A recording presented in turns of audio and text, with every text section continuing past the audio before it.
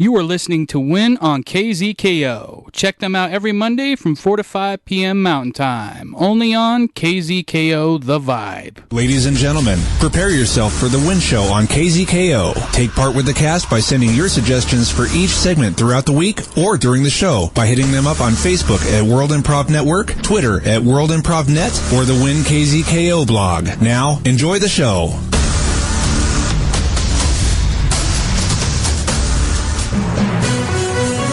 It's local.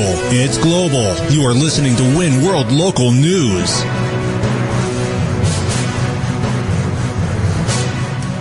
Win World Local News with Potter Smittss. Our top story today is brought to us by Win correspondent Miss Alexis from Missouri. It appears that the Transportation Safety Administration, or TSA, has recently banned stitching or tampering with female blonde hair extensions, otherwise known as weaves, while flying above 28,000 feet or higher. To see what the repercussions may arise to the skies for you to such actions, let us go to Win reporter Samsonite, who is at Denver International Airport with TSA Security Director Todd McFarlane and chronic in-flight hair extension weaver Doris. Samsonite? Hi, that's right. I'm here with Mr. Todd McFarlane. You're the head of security, and you have a personal connection with this new safety measure relating to hair extensions and weaves.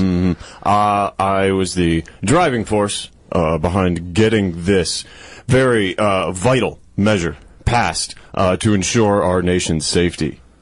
Now, clearly, some people disagree with just how vital and what risk there actually is with hair being used as some kind of threat.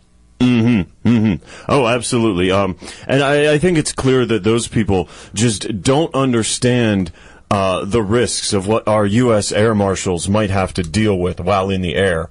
For instance, enemies of the United States, of our wonderful nation, boarding a plane en masse, all wearing weaves, and mid-flight, weaving those weaves together, a weave squared, if you will, into a giant hair net that they can use to incapacitate up to 30 to 40 people on any given flight. Now, you look exasperated, miss. What do you think of Mr. McFarlane's story here, this idea of some kind of super weave? Oh, hell no. That's absolutely crazy. I was flying on my way to Jacksonville, and I was working on my weave, trying to get it ready for, well, when I get there, I had to go work at, my establishment.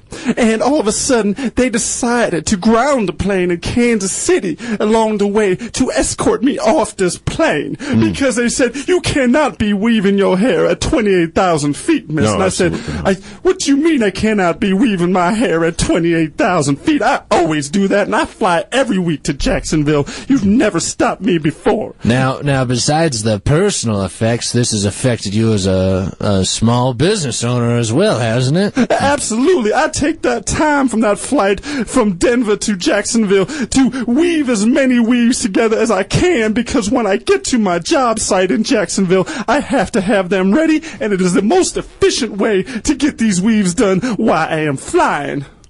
Now I'm going to ask point blank, Mr. McFarlane, do you consider this woman next to you right now a threat? Do I look like a threat to you, Mr. McFarlane? Does she look like a threat to you?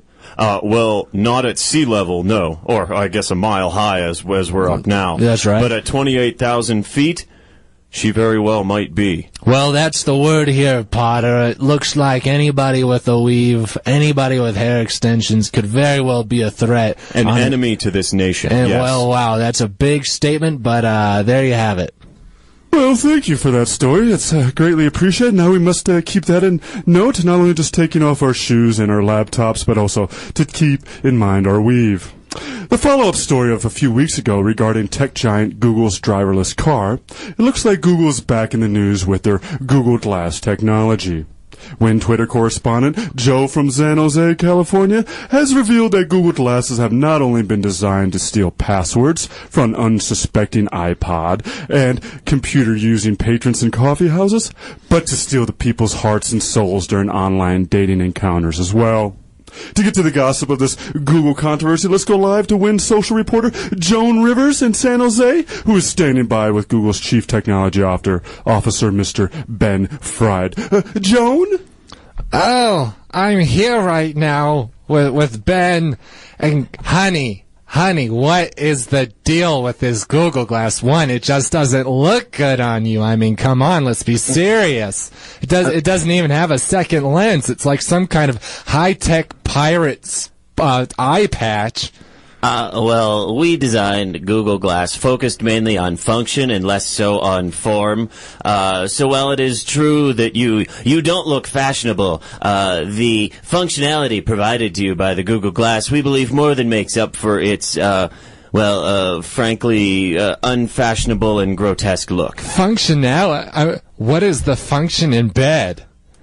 Let's be honest. When is the last time this got you any? I don't know what hearts this is stealing, Potter.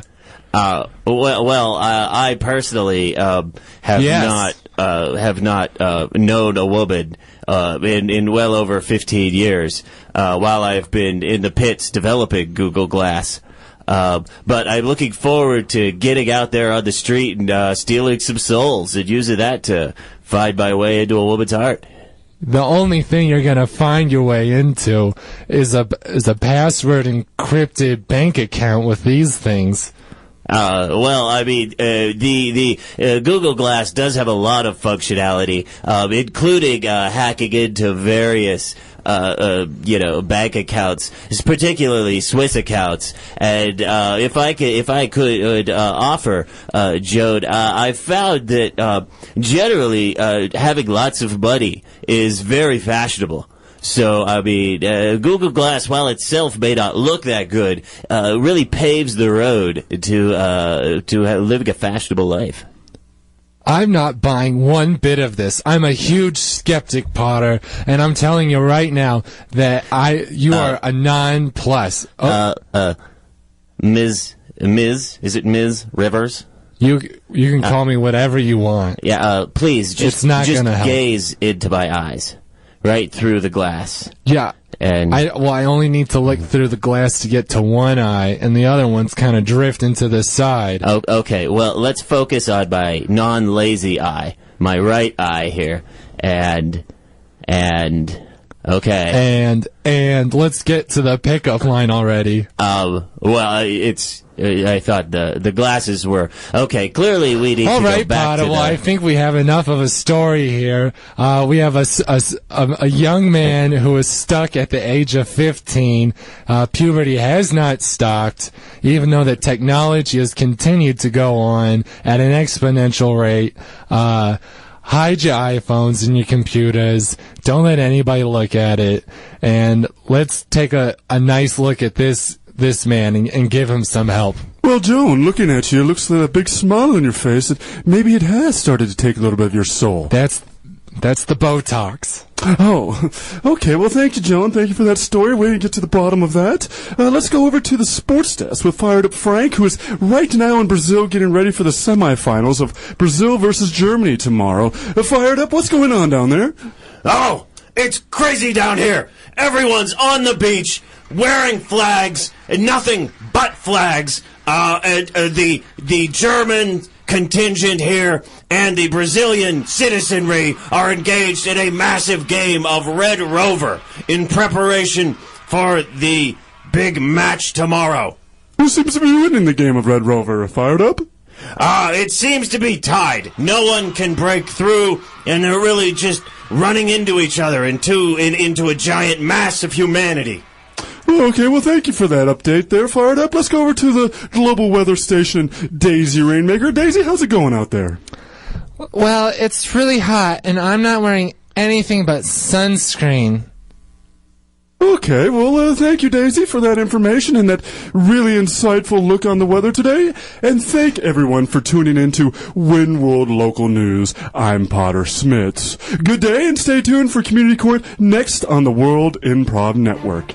Give the Wincast your suggestions via Facebook, Twitter, or the KZKO Win blog during the commercial break of a case that needs to be heard during Community Court.